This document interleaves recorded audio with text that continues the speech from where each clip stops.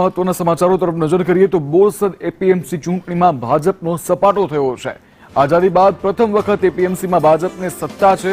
ભાજપ પ્રેરિત ખેડૂત પેનલનો જ્વલંત વિજય થયો છે। કોંગ્રેસના પૂર્વ એમએલએ રાજેન્દ્રસિંહ પરમારનો પરાજય થયો છે। કોંગ્રેસના નેતા નટવરસિંહ મહેડા ચૂંટણી હાર્યા છે। આઝાદી બાદ પ્રથમ વખત ભારતીય જનતા પાર્ટીને આ લાભ મળ્યો છે। ભાજપ પ્રેરિત ખેડૂત પેનલનો જ્વલંત વિજય થયો છે।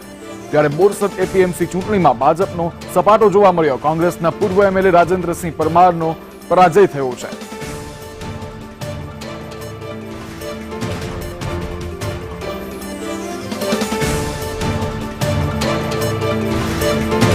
વધુ માહિતી સંવાદદાતા ઇરશાદ પાસેથી મેળવશું। ઇરશાદ, જી ચોક્કસ જણાવું કે જે બોરસદ એપીએમસી છે જેમાં આઝાદી બાદ પ્રથમવાર ભાજપે ઉમેદવારી નોંધાવી હતી અને પોતાના ઉમેદવારો ઉતાર્યા હતા અને આજે તમામ 10 ઉમેદવારોનો ભવ્ય વિજય થયો છે।